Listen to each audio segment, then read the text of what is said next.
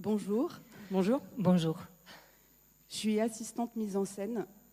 Je travaille comme seconde sur le long métrage et comme première sur du court métrage et sur différents types de projets, des films en annexe 1 et des films en annexe 3. Je suis en activité depuis 2007 et j'obtiens en général une place sur un tournage par le bouche à oreille ou parce qu'on travaille en binôme avec un chef mise en scène. On me demande très rarement mon CV et quand je propose de l'envoyer, on me dit que ce n'est pas la peine. Moi, je fais partie de l'équipe de montage et je travaille à peu près depuis 2001. J'obtiens mes montages par réseau bouche à oreille et par des recherches par rapport au sujet du film. Il y a des directeurs de post-production qui peuvent aller chercher des films qui ont des questionnements en commun et voir qui les avait montés et puis t'appeler comme ça.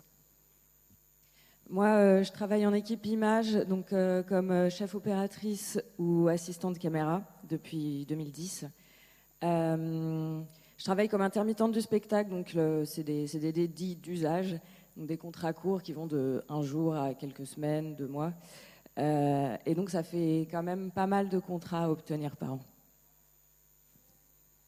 Sur un plateau, il y a des spécificités territoriales qui vont renforcer le danger ou l'impunité. Il y a des espaces, les loges, les camions, où il y a des gens qui ne vont pas. Il y a des espaces publics et il y a des espaces où seulement certaines personnes se croisent. Et cette spécificité géographique peut amener très facilement à mettre en place des situations de harcèlement. Il suffit d'observer comment la journée se déroule, comment les gens se déplacent, et voilà, ça amène à des situations... c'est très facile de repérer quelqu'un et de savoir quand cette personne est vulnérable ou non. En fait, la fabrication d'un film est un processus très organisé. Chaque poste est clairement défini, la ligne de prise de décision est très claire. Il y a aussi une culture de la transmission, c'est-à-dire qu'un chef va savoir mieux que son assistant. Et chez certains, ça va entraîner une confusion entre la hiérarchie fonctionnelle et la hiérarchie humaine. Puis d'un autre côté, il y a une loyauté incommensurable de l'assistant pour son chef, ce qui parfois va laisser accepter des comportements limites. Il y a des hommes, par exemple, qui aident des techniciennes, même si elles n'ont rien demandé, en justifiant justement de leur capacité physique à les aider.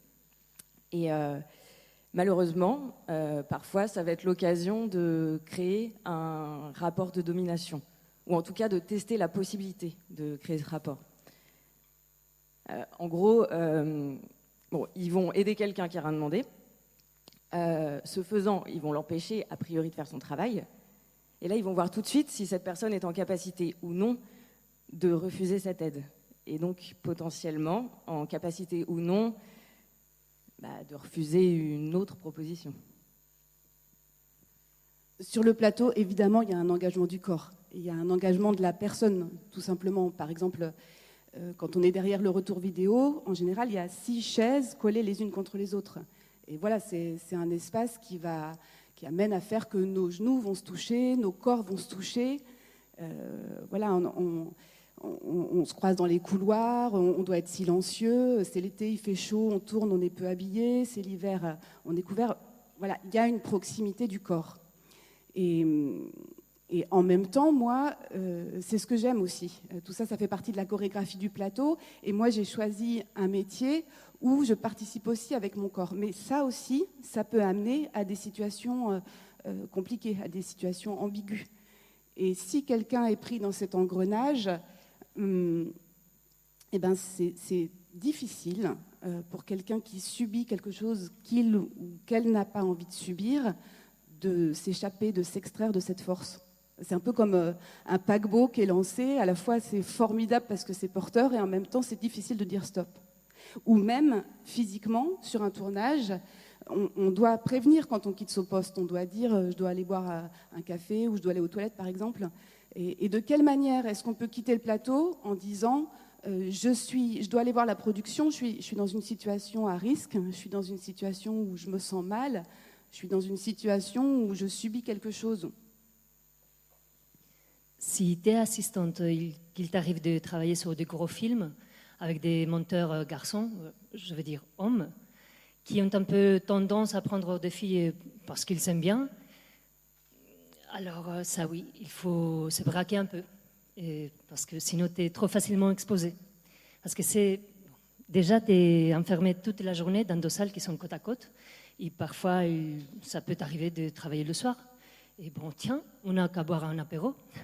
Et comme ça, en même temps, comme ça, on continue de travailler.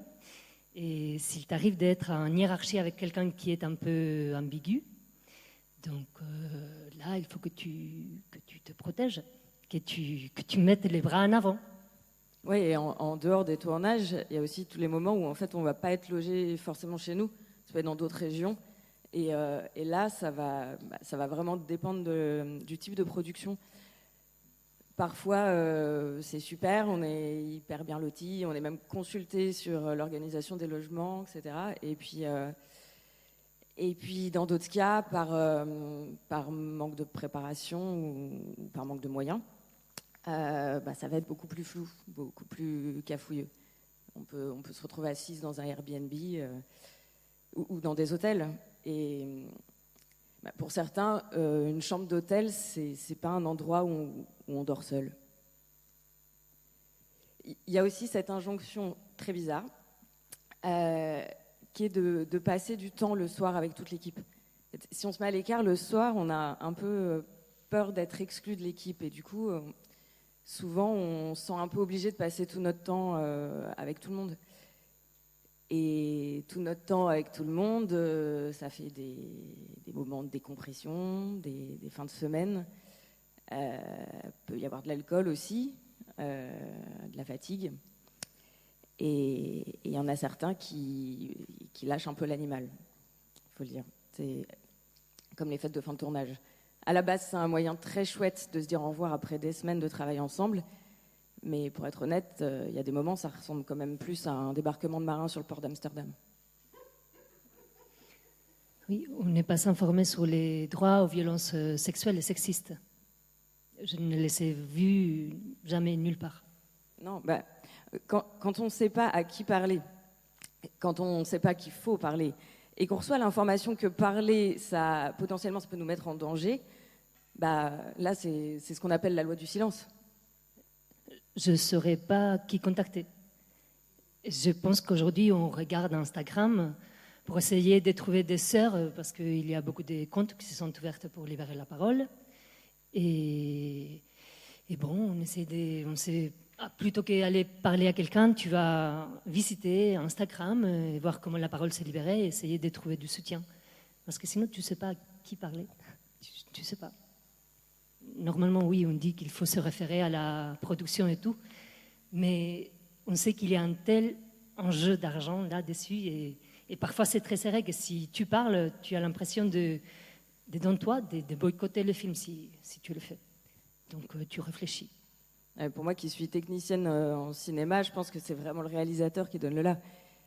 Ça va être la seule personne qui va être capable de mettre un stop sur le plateau parce qu'il le fait au sacrifice de son film.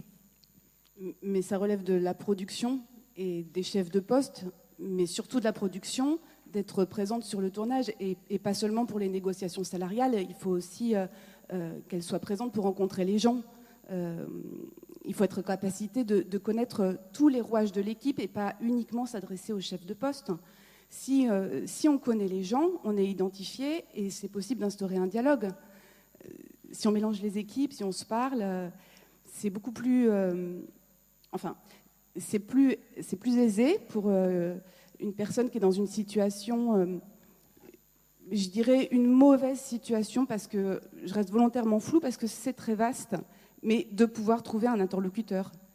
La production doit venir et dire je suis là, je vous écoute, je vous connais, et je suis là aussi pour récolter une parole quand il y a un problème dans le travail. Ouais, je pense que vraiment...